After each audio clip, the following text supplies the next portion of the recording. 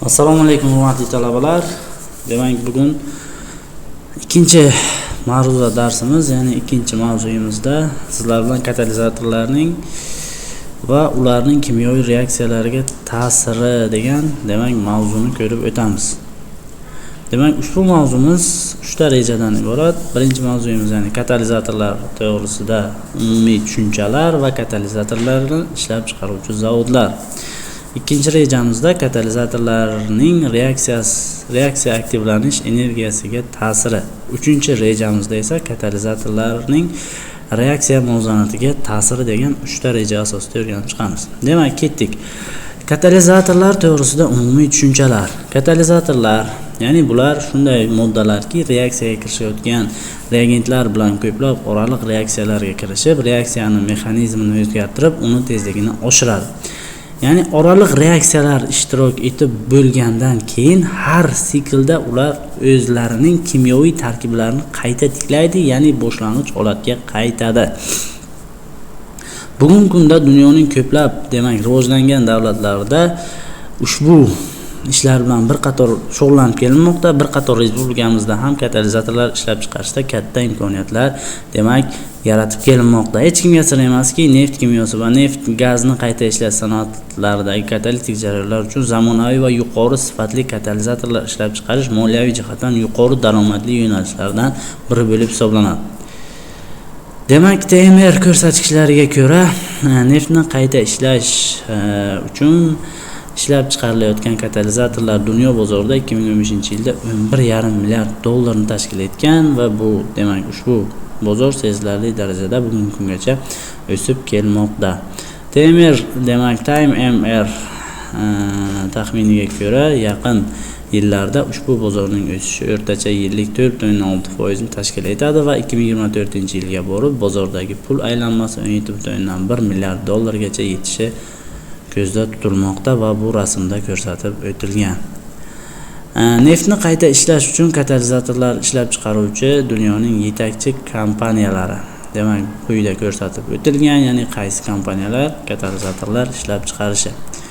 Demak, neftni qayta ishlash jarayonlari katalizatorlari dunyo bozorida yuqori raqobatligi bilan ajralib turadi. Bugungi kunda dunyoda katalizator ishlab chiqarish bo'yicha asosiy kompaniyalar quyidagilar: Albert Marley Corporation, BASF, Exxon, Goldman Thompson, Honeywell, Shell, Sinopec, Johnson Matthey.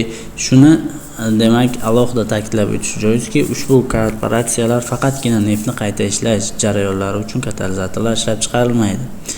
Ushbu kompaniyalar neftni qayta ishlash jarayonlari uchun katalizator ishlab chiqarishdan tashqari neft kimyosi va turli korxonalar uchun kerakli bo'lgan moddalarni ishlab chiqariladi. Katalizatorli reaksiyalar bo'lish mexanizmi quyida aytib o'tilyapti. Ya'ni energiya aktivligiga ko'ra E1 bo'lgan bir bosqichli reaksiya ketayotgan bo'lsa, quyidagicha boradi. Reaksiyaning borish diagrammasi birinchi rasmda ko'rsatib o'tilgan. Ya'ni bizda ko'rsatyapmizki, birinchi rasmda katalizatorlar va katalizatorsiz reaksiyalarning energiyasini o'zgarishi quyida ko'rib o'tiribsizki, ya'ni qanchalik darajada farqlanganini. Birinchi egri chizig'imizda reaksiya katalizatori ishtirokchisiz bo'lgan, ya'ni ko'ryapsizki, birinchi egri chizig'imizda. Ikkinchisida egri chiziq shunday ko'rsatadiki, dioptik katalizator ishtirokida reaksiya bir necha ketma-ket bosqichda boradi. Masalan, birinchi bosqichda aktivlangan oraliq komplekslar hosil bo'lishi mumkin. Keyingi bosqichda aktivlangan kompleks ikkinchi reagent bilan mahsulot hosil qiladi va katalizatorlar yangi siklda ishtirok etishga tayyor bo'ladi. Har bir bosqich reaksiyasi o'zining aktivlanish energiyasiga ega bo'lar ekan.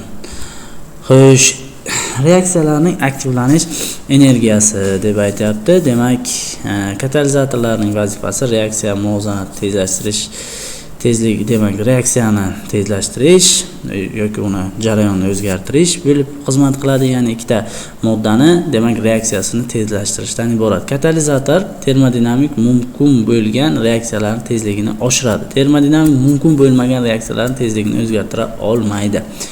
Ba'zi bir kimyoviy reaksiyalar aktivlanish energiyasi katta bo'lganligi uchun katalizatorlarsiz umuman bormaydi.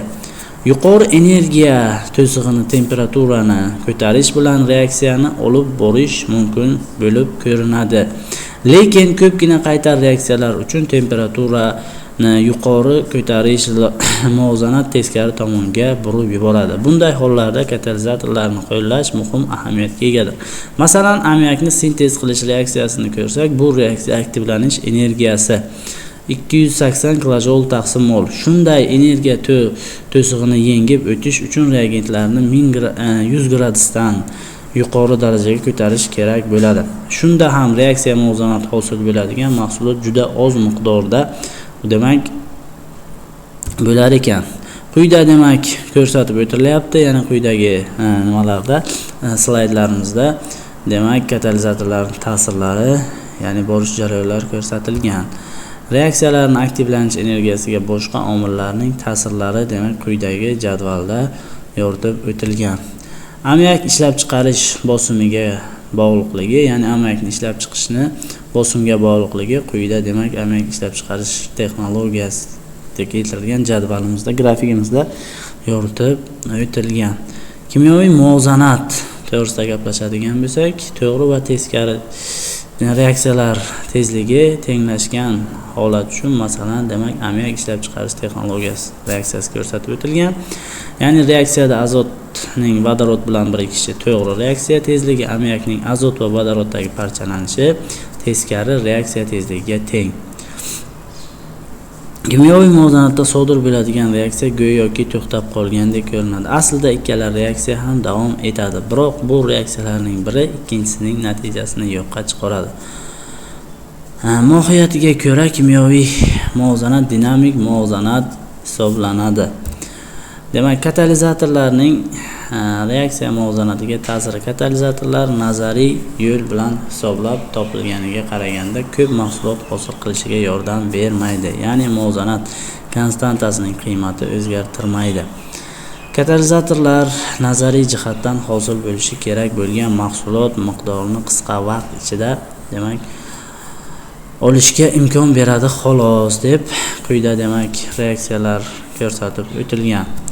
Demak, katalizator ta'sirida qaytar reaksiyalarning tezlanishi, demak katalizator reaksiyasida demak reaksiya muvozanatini siljitmasligidan ular to'g'ri va teskari reaksiyalar tezligini bir xilda oshiradi degan xulosa kelib chiqadi. Quyida demak reaksiyalari yoritib o'tilgan.